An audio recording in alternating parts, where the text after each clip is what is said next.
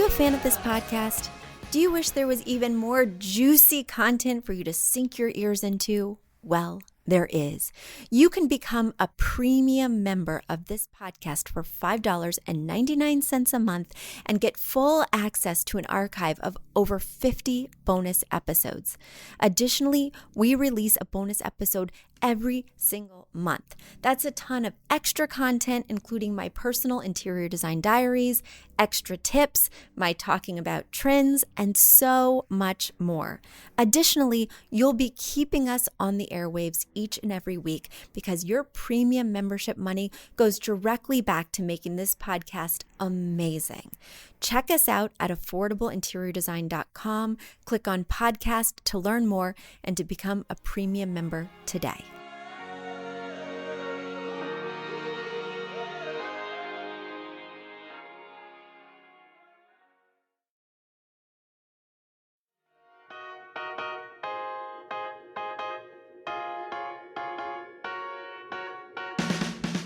You don't need a high-end designer or a lot of money to get a luxe look. Be your own interior designer. This is Affordable Interior Design, the podcast. Here's your host, Betsy Helmuth. I'm very excited this week because I am joined by guests that you already know and already love. Remember Anita and Kelly from Decorating Tips and Tricks? Well, they are back with us again this week. And the thing that is so exciting is, we were talking and trying to figure out, well, what do we want to discuss on this collaborative podcast? And they said they might want to help me answer your questions. So I love that because normally you just get my viewpoint or my response to your queries. And today you're going to get 3 different viewpoints. Welcome to the show, Anita and Kelly. It's so good to have you back. Oh, we're so excited to be here. And, we've got opinions about everything. So, and often when we answer questions, Kelly has her opinion. I have my opinion. So it's fun for each of us to kind of throw those in and people get to decide, which idea they want to follow or, maybe neither one. But it's always fun to step up and give some opinions. Well, that's what I love about your podcast is that you guys get to collaborate and discuss and maybe not always agree. And when I'm just in the booth talking with myself, I'm always right. I always have the best answer. There's something to be said about that too, Betsy. We're always both right also. We just say it's 2 different perspectives. So. Yeah. Oh, no, you're there we so go. right. No, you're so right. Well, I'll be the 3rd perspective on today's show. But without further ado, should we dig into some of these questions? Yes, these Let's are do great questions. Okay, so the first question today comes from Hannah. Hannah's writing from Clifton Springs, New York, and she says, "Hello again. Thank you for answering my kitchen design questions earlier in the year. My new house is finished, and now I could use some help with Yay. decorating. I would love to know your thoughts on window coverings. I feel like the window above the sink needs something, and I want it to feel light. I'm going for airy transitional farmhouse. I was going to do side panels on the ends of only the big windows that are not designed to be closed, with nothing on the sliding glass door. Also, do you have ideas on where to find stools for the island? I'm looking for affordable. The dining table I have for the space is dark wood in a traditional style. I attached a photo of my inspiration piece for your reference as well. Thank you, Betsy. And little did you know, Hannah, that you're also getting Anita's viewpoint and Kelly's. Because bonus, I am Hannah. because I'm a gracious hostess, I'm not going to just dive right in. I'm going to let you guys share your wisdom. Kelly, what are your thoughts on this question? Hannah, congratulations that your renovation is done. Your home is lovely. You've got great bones going on in that kitchen. The cabinets are beautiful. You're definitely hitting the marks on the sort of fresh farmhouse feel. I love the cow image, and I think that's your inspo. So keep the cow. We're going to find a great place for that. To point right towards your direct question, I have some other ideas about this room too.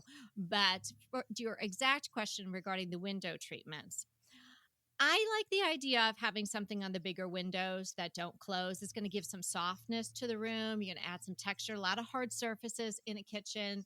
I like to treat a kitchen like any other room. Don't make it just utilitarian. So if you can add more texture, that's a wonderful way to go.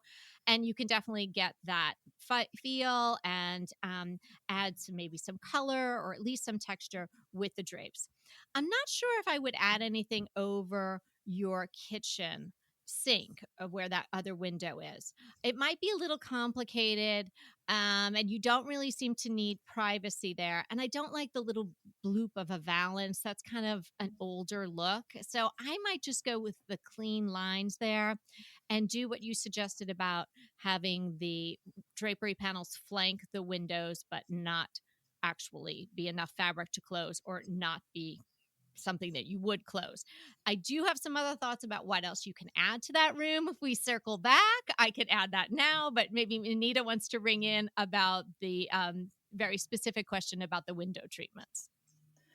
Thanks, Kelly. I love what you said, Kelly. And I think we're simpatico on the window treatment dilemma because we both love looking outside. And so Hannah, looks like you've got some beautiful views there. And so I agree with Kelly that I would probably not have anything on that you need to close. So maybe leave nothing on that window above your sink. If you need to, maybe a Roman curtain if you feel like you need some privacy, but I would go with something fabric if you feel like you need something. If you don't feel like you need something for privacy, I think leave that as it is. As you were saying, you were going to do the same with the sliding doors. And then I think definitely add some curtains for softness on that back window. Again, if you feel like you need some privacy, you can add some shades or blinds or bamboo shades if you need to, but I think just some curtains for softness there. And then back to the idea of counter stools. I think World Market, Wayfair, Overstock, Amazon, they're all great sources. If you're looking on Overstock, you're going to really need to make sure and check those reviews, Hannah, and make sure that, those are stools that people like since you can't see it in person. And Amazon also has lots of reviews, and you'll also need to check the seller. Two brands that I know they carry on Amazon that Kelly and I both really like are Christopher Knight, who, as you probably know, was Peter Brady on the Brady Bunch. And so we know him from his previous life. I did not know that. I've been recommending Christopher Knight products, outdoor, indoor. I love his lines. Are you kidding me? No, I am not kidding you. And actually, I learned that from listening to a podcast where someone interviewed him as a celebrity and then talked about how he had reinvented himself into Christopher Knight Home.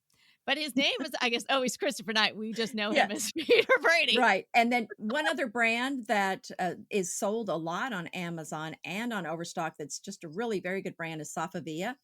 And they'll have some great chairs as well. I feel like all of those are pretty reasonably priced. Right. And if you want to go super reasonably priced, you could get simple wooden stools, unfinished, and you could maybe paint them a pop color, or you could stain them to match the cabinets, or maybe do them in, any kind of wash that maybe a whitewash or something like that you would like. And just make sure that you're getting the right height. So there's counter stools, there's, counter stools, there's bar stools. And then of course the 18 inches or so off the ground is really a chair. So definitely make sure that you're getting the right height for your island, Hannah. Yes, and your island would be that counter height. Yes, well, the only thing that I would add to these very complete answers is that I feel like we didn't specifically dig into the slider. I would treat the slider the same way that you treat the large window. I would do a rod at the same height, even though the slider is lower than the large window. And I would do 2 panels on either side. Now, for both of these quote unquote windows, the slider and the large window, these would be purely decorative. You would not draw them because you would need so much fabric. You need double the width of drapery that you have width of window. And that would just be so bulky. And as Anita and Kelly mentioned, it looks like you live in a rural area where the only people peeking in are maybe chipmunks, deer, bears. So I think you're pretty good on the privacy component. Because again, I'm a little dubious about treating that window above the sink Reason being all the things that they said. Also, I don't love a fabric above a sink just because of the splash and things like that. It can get really messy and gunky. But the other thing is you have a crank window at the bottom. So if you were to do anything inside mount, it's not going to fall all the way to the bottom. It's going to look ill-fitting. And then if you do an outside mount blind, it's just going to be so bulky and potentially, a little bit of an eyesore. So leave well enough alone if you don't need the privacy. But I think what would soften and sort of add the color to this side would be a really cool backsplash. So bringing in a color from the drapery or from the inspo piece, which was that amazing cow painting, onto that backsplash would liven up the kitchen, which is somewhat muted and neutral right now with the oak colored cabinets, the black countertops, and the navy island with the white countertop on top of that.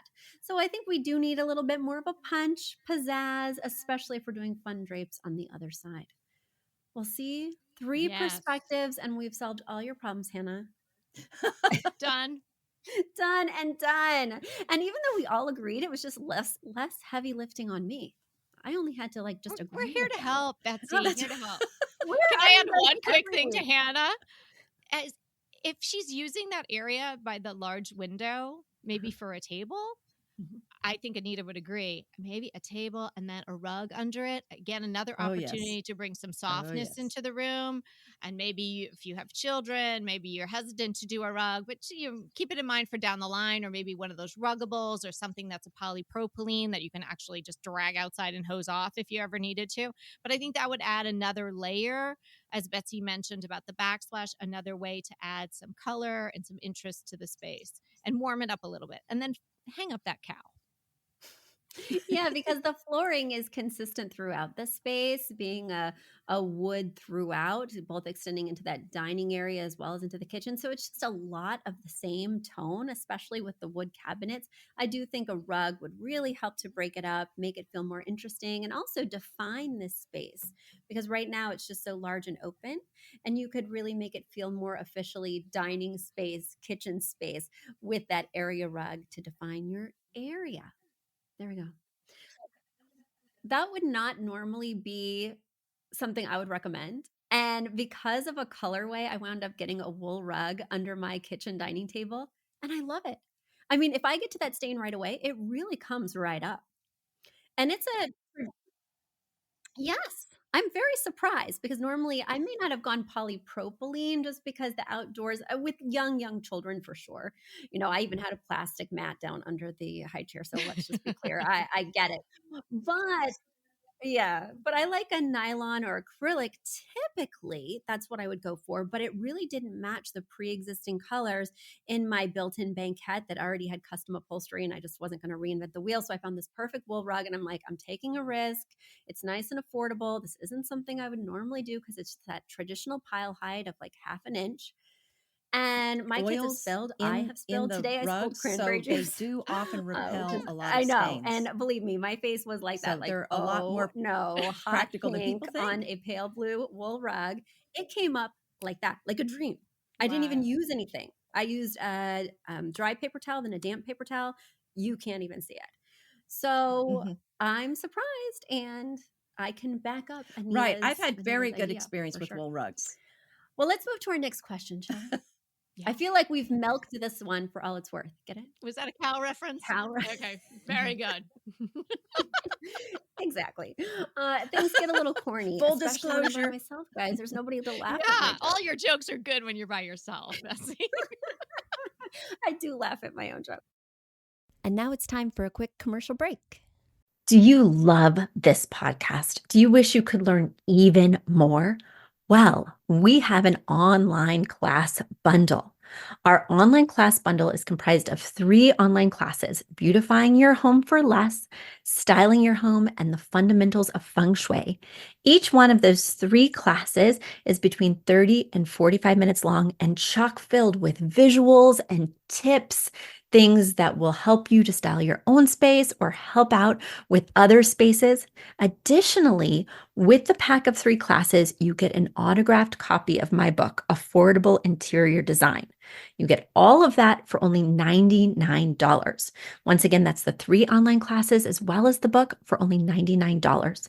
You just go to affordableinteriordesign.com/classes. Once again, affordableinteriordesign.com/classes to buy your bundle today. And if one of those classes sounded intriguing, but maybe you already have my book or some of the other topics are not of interest, you can buy the classes individually at that site as well. Each class is $40.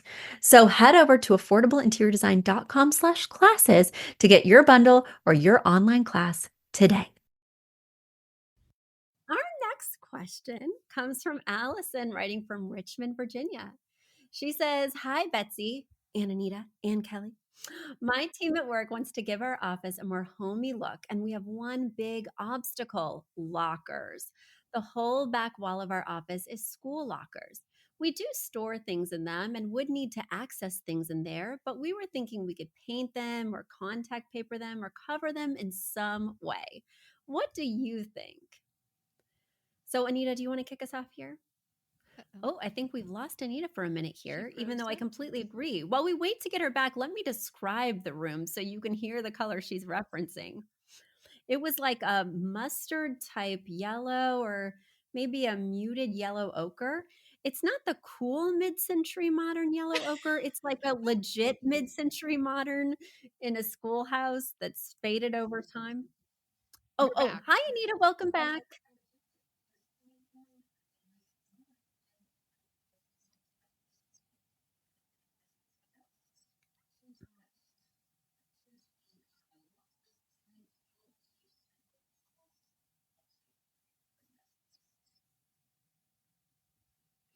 I think those are good ideas. Um, oh no. Well, let's see. Well, let me continue to explain the space a little bit Yeah. more while we Yes. try and get Anita back, and then Kelly can chime in. So, anyway, I described the lockers, and they do cover almost that whole wall. And then the rest of the walls are like this pale yellow cinder block.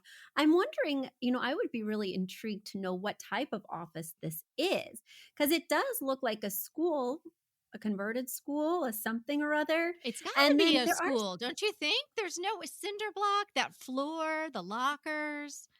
It feels like it's got to well, be in a school. now, this is in Richmond, Virginia, so I don't know, but where I am located in New York, a lot of schools that are no longer in use are being converted to other things, whether it's loft Hmm. style apartments or co working spaces. So maybe this is not just a school, but it is super school looking still. Super school looking. It's super school looking, and there's some other questionable design choices that I think would make this place feel more homey. Getting rid of the Christmas lights, I think that could be a big first step. Yes. And kind of getting a design vision, because right now everything looks a little bit hand me down from past eras and maybe past teachers. Yes. And Yes. yeah, so what do you think, Kelly? What's your kind of take on this? I kind of feel like if you're not really utilizing the lockers, like each person doesn't have their own little locker for their lunch and their belongings, and it's just sort of some random storage that goes in there. And if you can, if this is not a school during the day and your office at night, if you could remove those lockers, I know it's dramatic, but I wonder if just taking them out, and if you need some storage, adding in some Billy bookcases or something inexpensive from IKEA might, at the end of the day, solve the problem, make it homier, but also make it more useful and cost less. Because sometimes when you try to make something work and you're really never going to be able to achieve the result that you want, you're throwing time and effort and money at it. And let's face it, those lockers, no matter what color you paint them, are still going to look like a row of lockers. And if that's not the look you want something cozier and warmer and less utilitarian feeling, then maybe take them out. On the other hand, you could lean further into the look where a locker would be appropriate and do some other things to create a cozier atmosphere, like a much bigger rug, maybe with some interesting colors, or even just positioning the furniture. I was thinking you could even, if the lockers couldn't come out because maybe they would damage the cinder block wall or something like that, it's just too much, maybe get a sofa and put it in front of them. And you could hang a piece of art from the locker and behind it, and just maybe use the lockers that are accessible, maybe 3 on each side for your storage, and then maybe the ones behind the sofa just sort of go away. So it was hard to tell from the photo how you could play around with the furnishings, but maybe doing something like that, then taking some of those chairs, the accent chairs that were there, and creating more of a conversation area, maybe with a big enough table where your team could come together and have discussions about work there, and then they could go over to the big table on the other side of the room. So kind of just either, if you couldn't take them out, disguise them. Well, I think it's going to be awfully hard to disguise the elephant in the room, the yellow ochre elephant. So good luck with that. Yeah. But here's something that I want to say. Sometimes when we have something in the room that we really don't like, right? Something that's hard to change, something that's built in, something that might be expensive to rip out. Sometimes we blame the entire room's failure on that thing we hate. I think that this room has bigger fish to fry, bigger problems than these lockers. I think it could be quite difficult to take the lockers out. I think taking them out, even though you're losing a lot of storage, would be the best solution, because then you could bring in something homier, as Kelly suggested. But if you did do that large rug that incorporated this yellow ochre color and had other fun patterns, and if you did change the orientation of the seating so it wasn't facing the lockers, so maybe it was facing the beautiful windows that I imagine are on the other side, looking at the reflection in the lockers and the screen over here, I think that you could make them less conspicuous and keep them just as they are, and focus on giving the room just a different look and feel with things that you're going to need anyway. Because painting these lockers ain't going to get you there. No. It will solve the locker problem, but I'm trying to make a hurt locker joke and it's not coming together. We've got a bigger problem than lockers in this room. And I just can't look past that. And I just don't think solving the lockers is going to make you feel better about working in this space. I keep it real, ladies. I don't mind dishing out some tough medicine. Tough. I don't mind getting a little hurt with my locker. Yeah. There you go. Well, You I got assume it. the lockers have to stay. So, I mean, if they had to, I certainly would come up with a cheerier color than that. Maybe a nice navy blue or something a little bit better. But also, like you've both been saying, the rug is, not helping. It would be nice to have a nicer rug there. And yeah, I think there's some other things that they could do with the room too. But these workspaces sometimes aren't the best.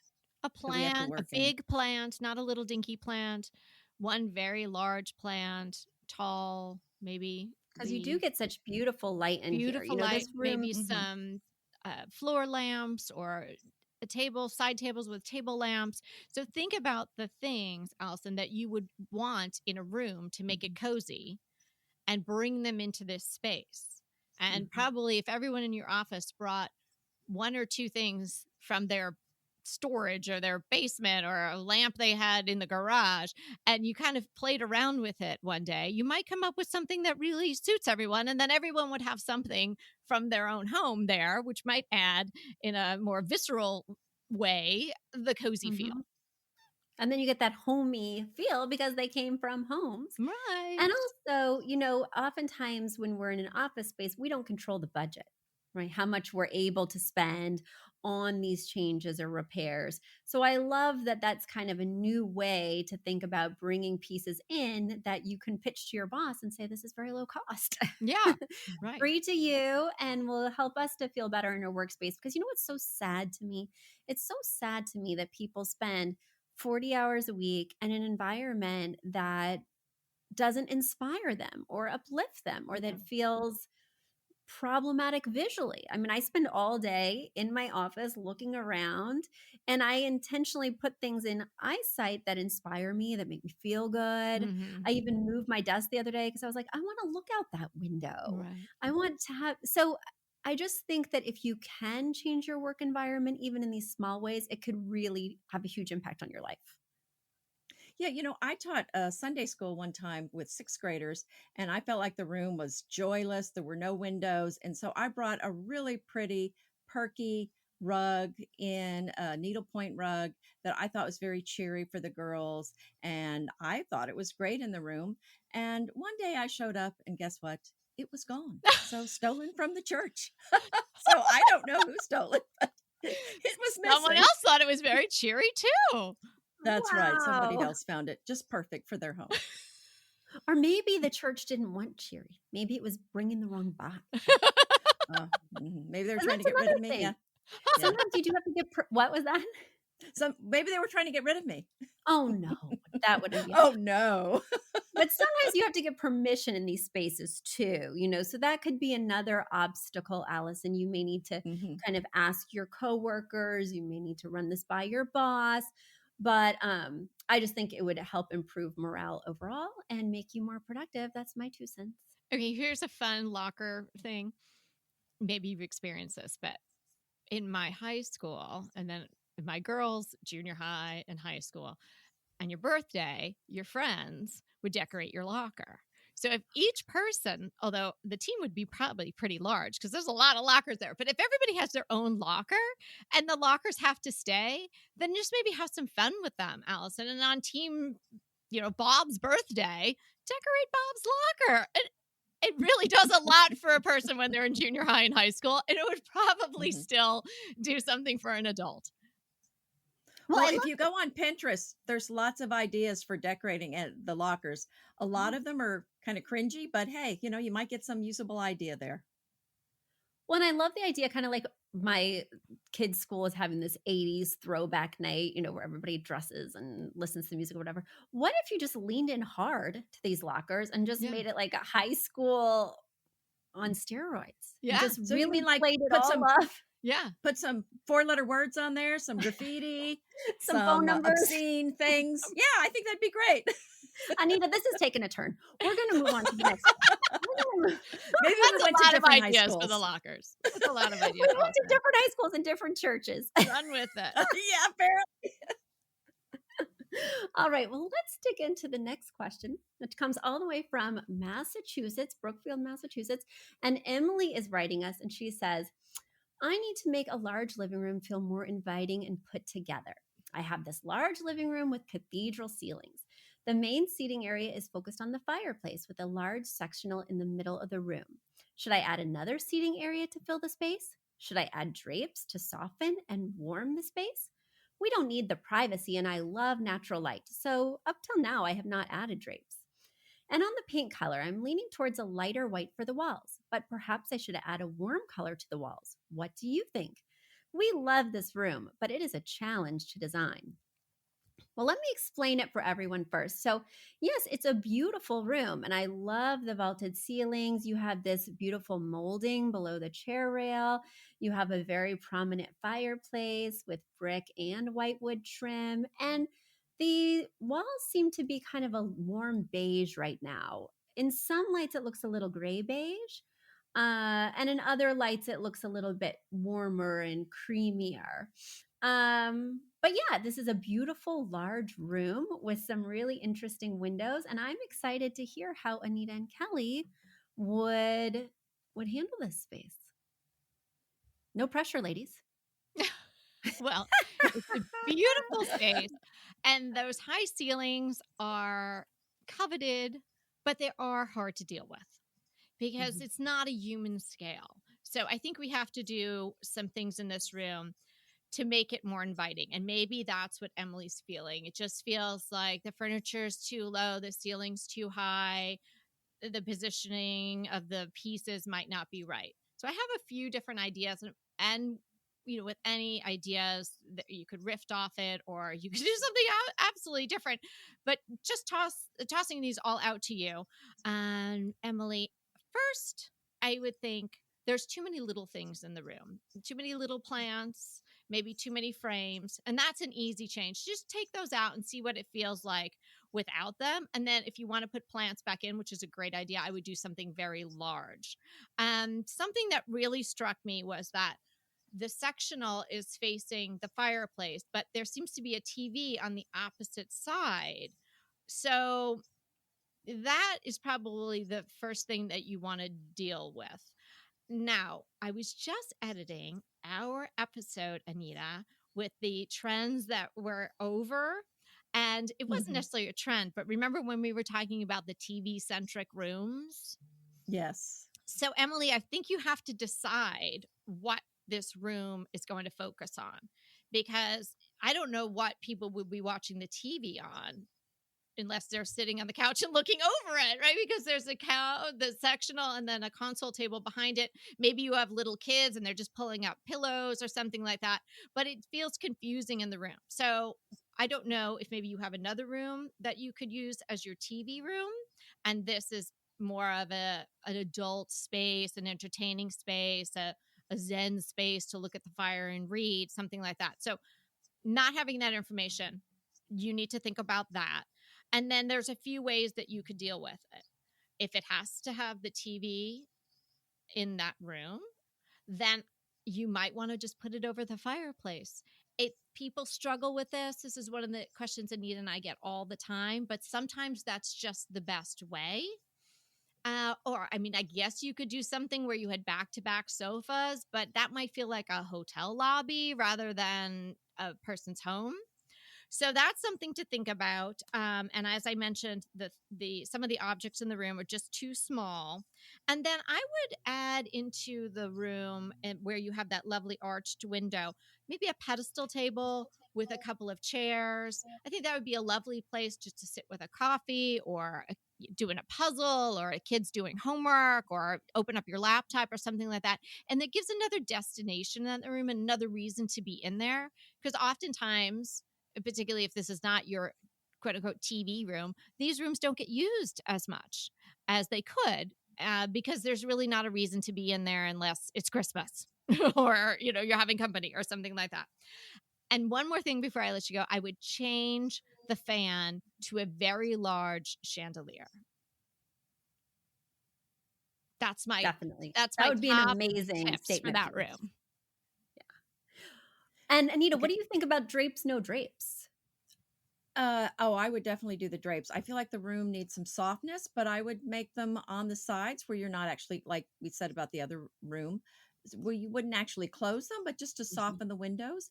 And there's windows flanking the TV and windows flanking the fireplace. So I would do a curtain on the left side of the left window and the right side of the right window for each side of the room, and then curtains on the right and left side of that large window that has the arch at the top. So I think, but obviously not to close them, but just for the softness in the room. And I'm kind of thinking about what Kelly said about the sofa, and that certainly is an option to put the TV above the fireplace. I would be interested in seeing back-to-back sofas. I have a friend who actually bought a really cool sofa that maybe it looks like it should be in a hotel, but it was pretty cool.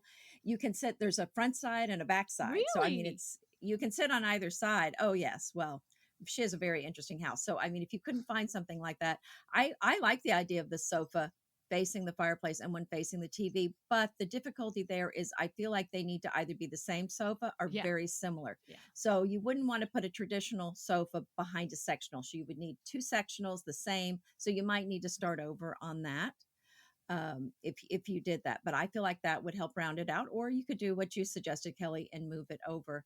And let's see, what else was I thinking about this? And then the other thing I would suggest is to possibly change the colors, where you take out the red, and it looks like a red and black check.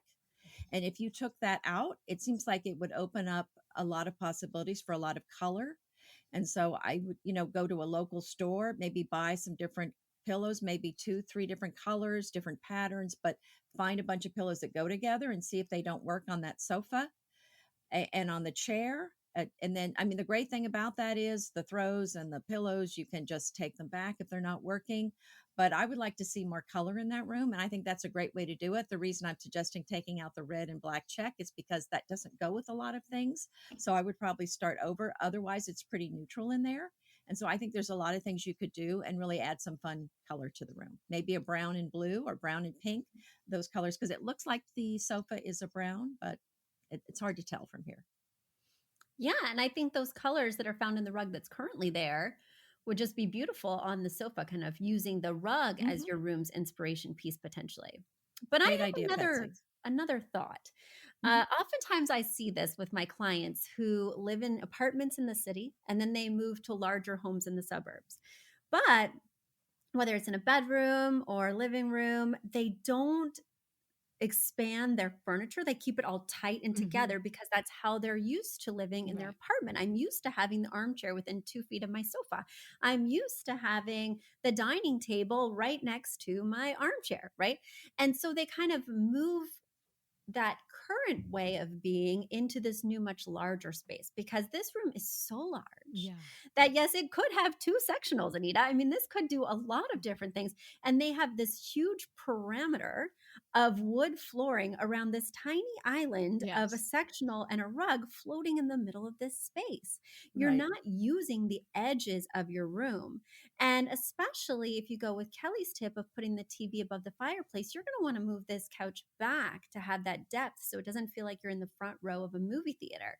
And again, so many people write me and say, Betsy, I know it's a faux pas to have my TV above the fireplace. In my last two homes, I've had my TV above my fireplace. It works perfectly. It makes perfect sense. I light a fire. I watch both at the same time. It's scrumptious. I just need to make sure that I have enough depth in the room, that it's at a nice eye level, sort of, I'm kind of not craning my neck. And I'm also angling Right. the TV down a bit. Yeah. So Great I can idea. really see quite well. That way the chandelier's light doesn't reflect in my TV as well, because that's a problem when you have it straight up and down. And I can see the TV well. So I just don't think you're using this room to its full advantage. I think you're living like you came from some kind of small bungalow or maybe even an apartment. And then, got this massive house and didn't know what to do with yourself. And so while I think the sectional is probably a good size for the room, it's fairly large. I think the rug is probably too small. And I think once you get a larger rug and move that sectional back, you'll find that you have this huge expanse. Like if you didn't feel like you wanted to put the TV above the fireplace, you have space on the right hand side after the window to potentially have the TV. And maybe the TV is not a big draw for you because you have it on a cart with wheels. So maybe you just move it over sometimes. That might be your lifestyle. I'm not sure. Or you could easily put the TV on the wall that's got the large window because you have an L shaped sofa and part of that L is facing the fireplace, but the other part is facing that large window. What if we put the TV on the wall next to the large window? So, that's the great thing about a sectional is you get two focal points and you can choose where you want to sit and you can choose what you want to look at. But my main issue with this room is that you're living like it's 2/3 of its size, and 1/3 of it is just not being utilized at all. And it's kind of just your walkway to get to that yummy middle of your room, right? Mhm. So let's think about expanding our minds, expanding our pieces. When we move to a larger space, we need to increase the scale of what we're used to. I went from a 10-foot sectional to a 15-foot sectional in my family room, and it felt obscene. And now it's perfect.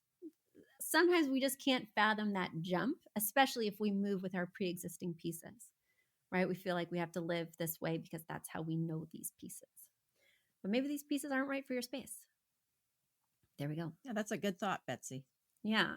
Yeah. So I agree with the window treatments for sure. I agree with the chandelier for sure. I don't think you should lighten this paint color at all. I don't want it to just be the white room because you have this beautiful white trim and the chair rail. I think that because this room seems like it could get a lot of light, it has so many beautiful windows, and you don't have very much furniture in it, so it doesn't feel dark and heavy. I would keep a color on the walls. What do you ladies think? Well, I think it looks fine. So Yeah, I me too. certainly wouldn't be spending money changing the paint color when I might need to buy other furniture and curtains. So it's not bothering me. So I think if it's I think it's fine. I don't really see an issue with it. It looks a little toward the grayscale to me, but a soft one. And I think it looks, like you said, it shows up well with the trim. Yes, Yeah. I agree. I think I there's other wouldn't change places it. to put that money. Exactly. Agreed. There's other things to be doing. Yeah. And the paint looks like it's in really good shape. And the color is very neutral and lovely. So stick with that. Kelly, Anita, I wish you were here with me every week. I do like to hog the mic, though, ladies. So I don't know. You probably, Well, probably we give you a little competition with that, I must say. I mean, this is your show. So you can talk a That's little right. more. This is my show. That's And I am so glad to have you on it. Thank you so much for coming back. Please tell people where they can find you because I know that they're in love with your ideas and love with you guys. They might already know you, but in case they don't, please share with them, where they can hear more. Well, our podcast is Decorating Tips and Tricks. So you can find us on any podcast player. So if iTunes or Stitcher or Spotify, wherever you get your podcast, wherever you find Betsy, you can find us. And you can also go to our website, which is decoratingtipsandtricks.com. There you can get more information. You can see the show notes. You could sign up for a consult if you wanted to. You could just send us an email and tell us that you saw us on Betsy's show. And we would love to connect with you. I know that we do have a lot of listeners in common, and that is really fun too, a little bit of crossover. And then Anita and I came together to do the podcast 7 years ago, similar time frame to Betsy. We've been in this podcast game for a while, but we were both bloggers. We still are, but podcasting is our passion now. So I'm My Soulful Home. That's my website. And also that's where you can find me on Instagram and YouTube. And Anita, tell them where they can find you. I'm Cedar Hill Farmhouse, and that's cedarhillfarmhouse.com is my website, and Cedar Hill Farmhouse on Facebook, Instagram, Pinterest, everywhere else. And thanks so much for having us, Betsy. We love hanging out with you. You're so fun, and it's so fun to discuss all these decorating ideas with you. Agreed. Well, it's always a pleasure, ladies. I hope you'll be back on again soon. I love help answering letters, but I know we always have plenty to talk about. So until the next time, thank you guys for listening. And Kelly and Anita, thank you for being on the show. Thank you, Betsy. It's And our thanks to all your pleasure. listeners. Thank you very much. Bye. Bye. You've asked for it, and we have answered the call. For years, you've been saying, Betsy, you're talking about all these great design concepts, but we can't visualize them. You're describing the picture that the listener sent in of their problem, and we wish we could see that picture too. After all, a picture is worth 1,000 words, and I do my best to describe them, but there's nothing like seeing it for yourself. And that's why Affordable Interior Design, the podcast, now has a YouTube channel. Not only do we have a YouTube channel where you could see recordings and clips of these podcast episodes, we also have an Instagram, a Facebook, and so many other exciting things. You should check it out. Head over to affordableinteriordesign.com/links. Once again, affordableinteriordesign.com/LINKS. links. And when you go there, you will see links to our YouTube page, our Instagram page, our Facebook page, and more. Please check it out, follow and subscribe so you can see everything I'm talking about.